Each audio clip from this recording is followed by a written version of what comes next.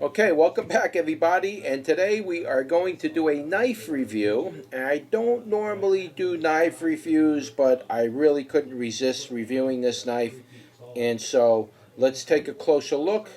We'll read off what it is, I'll talk a little bit about the knife, and then we'll go and put it to use. Alright, so this is the Raider.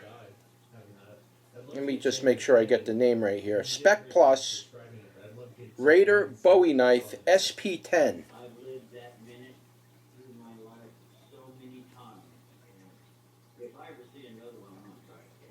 Now that is quite a big knife. Now this knife, you can do a lot of skinning with this thing. If you're a hunter, you know, if you're that kind of a person where you go out hunting and everything, this knife would definitely be the knife to use for skinning and gutting and stuff like that. You know, you got to sometimes hack into the bone, and this would be the knife to use because this is made for hacking. So what do I know about the knife? So the overall length of the knife is 15.2 inches from tip to back of handle. It's 15.2 inches. The blade is a fixed blade. The hardness of the knife is between 57 and 59 HRC. Not 100% sure of that. What that is, I guess that's how they temper the knife. So if it's too hard, then you could break it. If it's not, you know, if it's a little bit malleable, then you won't have to worry about it snapping on you. So a lot of people say that's a good number to be in. It's made in the USA, okay? So that's made in the USA. It's powder coated on the outside, so this is a powder coat finish. Though, if you're really putting this thing through a lot of hard work, you're probably going to end up losing some of the powder coat down the road. And if you're sharpening it on rocks and things like that, you're going to take that beautiful finish off of there. You can see what a gorgeous finish on that knife. I don't even really want to, you know, mar it up, but I'm going to have to. I promised I would review it. So it's made of 1095 steel. Some of the people out there are complaining that this knife is made of 1075 steel. I was reassured that this is true 100% 1095 steel. I could only go by what I was reassured. What I'm being led to understand or believe is that some of the knives that are possibly being sold out there may be counterfeit. So be real careful where you're buying your knife from. And one of the ways you can tell that it's a counterfeit, and some of the people, a lot of people are actually complaining about, is that the bottom part over here, this thing here, I forgot what this is called, but this is, they're saying that that's welded on crooked. It's very slightly crooked, but you can see it. Also, they're saying that the blade here, the blade is slightly bent a little bit. You can actually see that. So if you're getting a product like that, it's most certainly not manufactured or made by Raider's Bowie knife. It's not being manufactured. That's very possible what you're getting is a counterfeit. So if you do get anything like that, you need to return that and then report it to whoever you get it to. If you get it from eBay or Amazon, report it to them. Say this person is potentially selling counterfeit product because their product does not look like this. Okay, this is a real authentic product. This is not a counterfeit. This is the real deal here, guys. It's got an edge on here so sharp I can probably shave the hair right off my arm if I want to. I don't want to make my arm like half bald, so I'm not going to shave it for you, but you probably could. Another thing too that people, I've noticed with people that are complaining about it, that show images on Amazon or eBay, they're showing it with a sheath that looks like it's made out of some polyester material, and it doesn't look like this type of sheath. This is a leather sheath with a canvas front on top of it. This is the authentic sheath to it. It comes with a legs tie over here. It also has a belt strap, which is made of leather. The D-ring on it is made of steel, so it's high quality all the way across. It's got dual straps. This is an authentic knife. If you're getting anything other than what you see here, I wouldn't keep the knife. I would return it. And the only way to know is to buy it and see if they're going to sell you the authentic knife. If you see the sheath, again, looks like it's made of like polyester and it doesn't look like this, then it's probably a fake. This knife needs to come with this type of sheath. Okay, and this also got a wristband on it so you can hold it. The handle is made of Kraton. It's a type of material that they make the handle out of, and it's extremely durable. These knives are manufactured and engineered for the U.S. Marines, so I can certainly assure you if the knife isn't at its optimal best, doesn't look like this and it's crooked and bent, there's no way they're going to make and manufacture knives like that for any aspect of the Department of Defense or any part of the military. It has to meet high standards in order for our military to be able to be issued something like this. So I can guarantee you, if you are getting a knife and it's bent and crooked and everything, I guarantee you that it's not the same thing. So keep that in mind. If it's a military grade knife, no, it's going to be perfect just like that. Straight blade, solid tip. A lot of people are complaining that the tips are breaking off. They're sticking it in the wood and they're kind of working like that. It's breaking here. I wouldn't probably do that with the knife in the beginning, like really work the tip so it does break, because you don't want that to happen. But it could happen even with a 1095 steel. So, I mean, just got to kind of use your head a little bit how you apply it.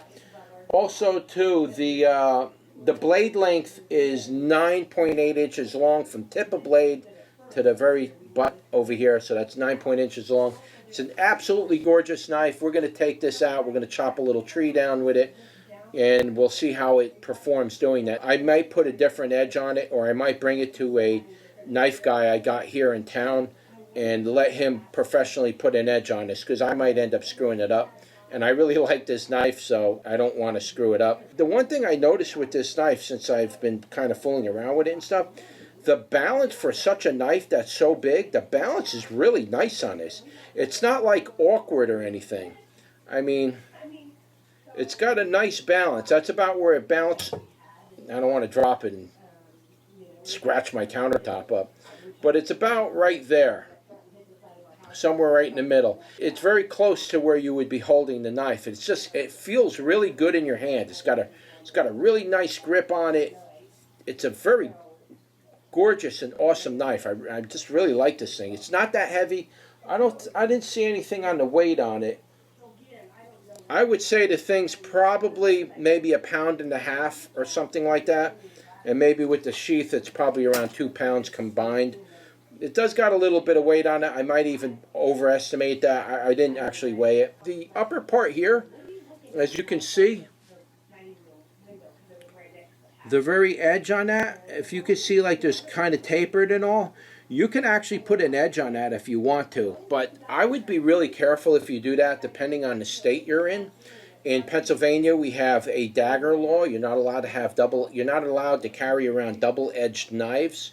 So in the bush, this is fine. I can legally carry this in the bush if I'm, hunting or hiking or camping or whatever I'm doing. And this is perfectly fine. I can actually carry this in the sheath. But as soon as you put an edge on this tip and you start making they might consider that to be a dagger, and then you'd be in violation of dagger law. And I don't know if there's on federal, national parks and stuff on a federal level. I don't know if they have a dagger law, but if they do, and you put an edge on here, you're going to end up getting in trouble. They might even confiscate the knife on you. So you don't want that to happen. But you can effectively put an edge on that top part right there. You can use it a lot of different ways when you do that. So I'm not going to do that myself, but you can do it if you want to. And I don't advise you doing it. I'd recommend you check your local laws and everything. So just giving you a real close-up view of it. Look at that tip on that thing. That is awesome. I'm going to be using this in my videos to cut my vegetables up and stuff. So I'll be using it mostly for that. But we're going to maybe baton something, and then we'll also chop down a little tree and see how that does. So see you outside.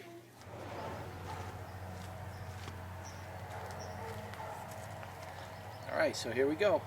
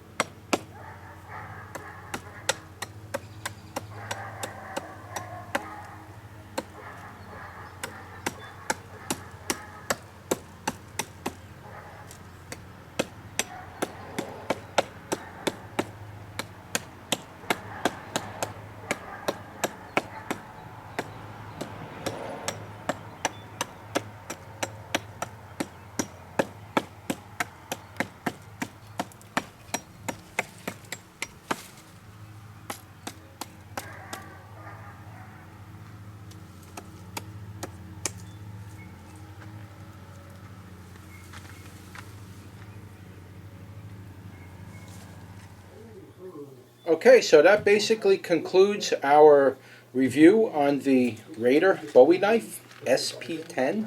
Again, I'll show you really quick the marring on there from doing that little bit of chopping. It's not a big deal. It didn't damage anything.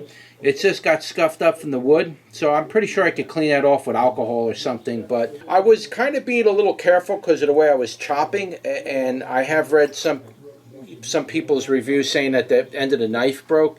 So I didn't want to like take a chance and break the end of the knife just quite yet.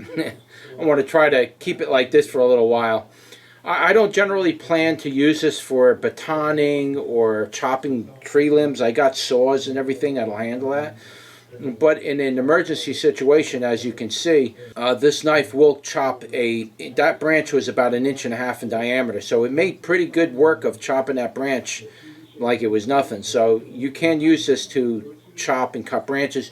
Just be real careful with this thing, because if your hand's in front of that thing and it slips through a branch, it will cut you right open. That's for sure. You don't want it to go down to the bone. With this knife, it'll go right through your skin, right to the bone. So you don't want to do that. So be real careful when you're batoning. Make sure everything's outside of your range, that kind of a thing. Yeah, it was no problem really cutting through that branch. It did take a little bit of chopping work to get through it, but I don't chop branches with knives every day, so I'm not really good at it. But even for somebody who doesn't chop branches with knives every day, I got through it pretty easily.